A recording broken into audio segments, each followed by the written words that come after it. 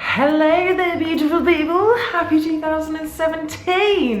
We're finally here, and I know, you know what, I'm not even gonna say it. I always say the same thing. It's been a long time, you haven't seen me and so on, but I'm here. I'm promising myself that I'm going to be filming more videos this year. I swear.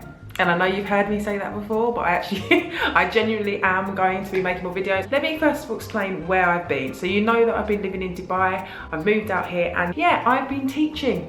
I'm a teacher, that's what I do. I thought I'd come back, fresh new year, and talk to you about, well, teaching for the first time ever, really. I am going to be doing a more serious video in the future, telling you about how I actually got the job out here in Dubai. So if any of you are thinking about making a big leap and changing things up a smidge, yeah, that should be coming out soon. But first of all, as I just had my first day back, I thought I'd share with you the things that happen in school that I'd really rather be left in 2016. And I mean, if you're a teacher, I'm sure that you can definitely relate with me. You know what I'm talking about. And I'm not just, this is by no means just a Dubai thing, because I went back to the UK, spoke to a few of my fellow teachers, and they're feeling the exact same pain that I'm feeling, so feel you.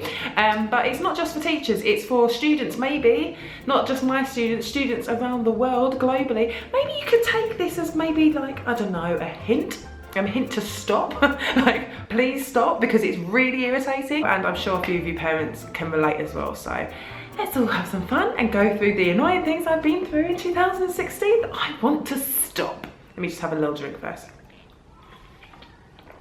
Let's go.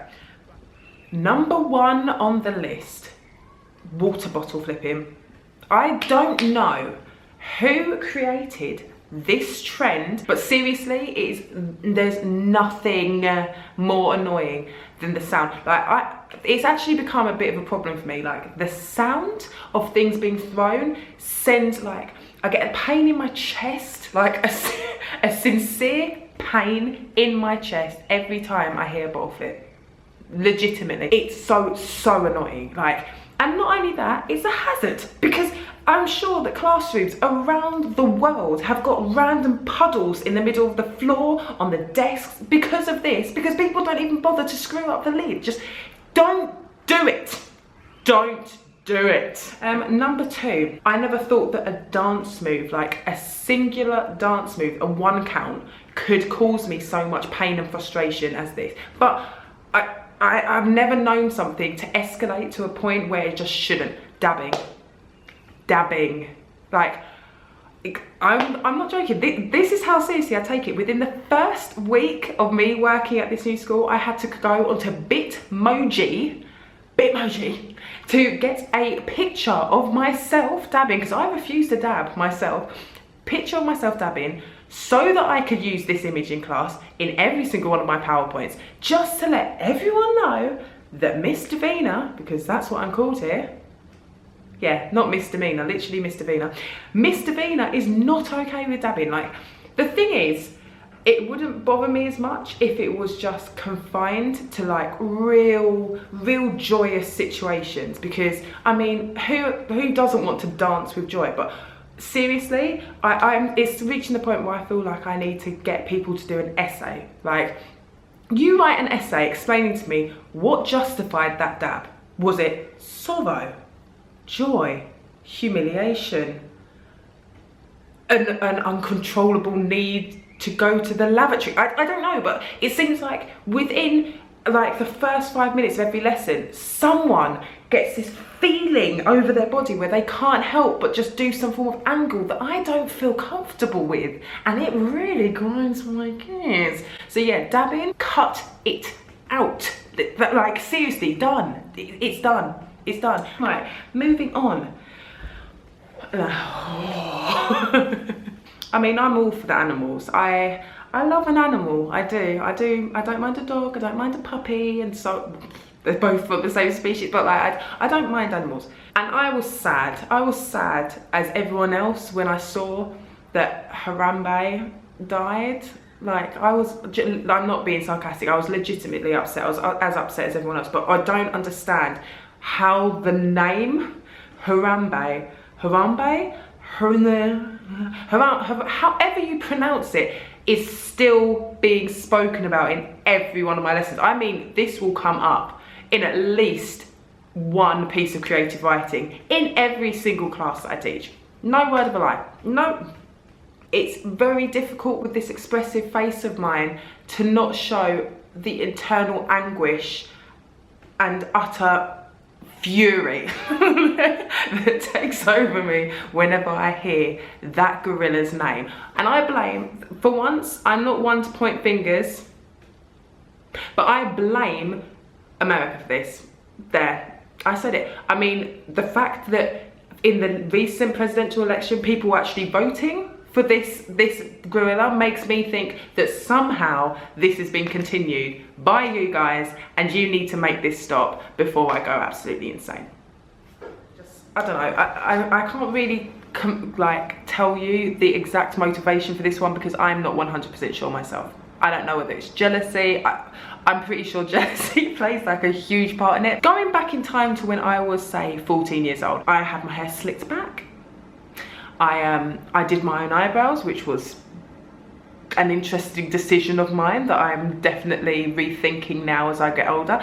And my makeup was what I considered to be buff. I'm not going to say on fleek because it wasn't on fleek back then. It was buff. It wasn't. So in hindsight, I can look at pictures of myself and realise that I was walking around looking ridiculous at the age of 14. But I feel like as a whole, us as a globe, like as a universe, as a people around the world, we need to go through that whole glow up situation. I mean, I went from cute toddler, hideous gap of about 7 years. I'm not getting you photographic proof because that's not going to be put on the internet, soz.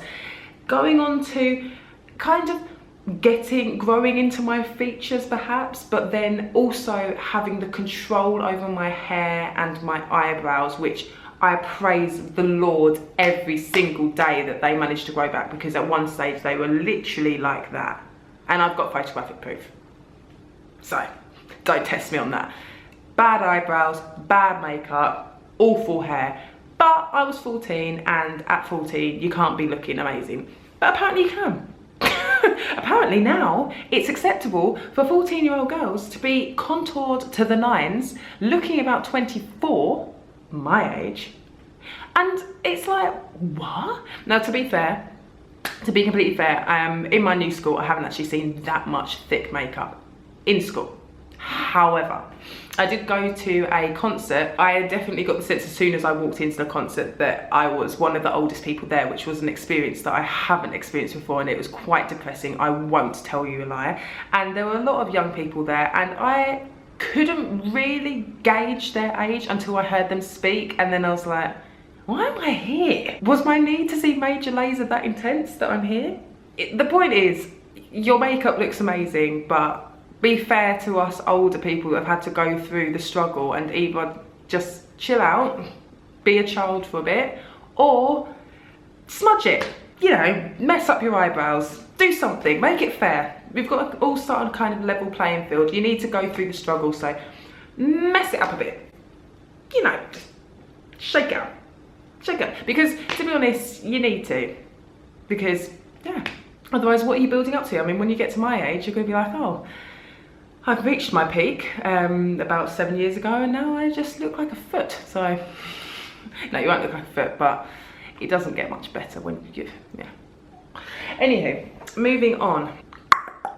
This is an obvious one. This isn't even new. This is just something that teachers have had to go through for years. And by the way, please don't look at my nails because they're horrific. But chewing. I struggle to believe that the majority of students that do chew, their breath is that bad that it constitutes them chewing all the time. And I mean, not that chewing gum is allowed in any school that I know of, but chewing gum appropriately used would be done, cleaned my mouth, maybe bring in the toothbrush. I mean, that would be more effective, toothbrush and toothpaste. Nothing more annoying than looking at a classroom and seeing, even if it's just one, oh, just that one, just like, oh, it drives me mental.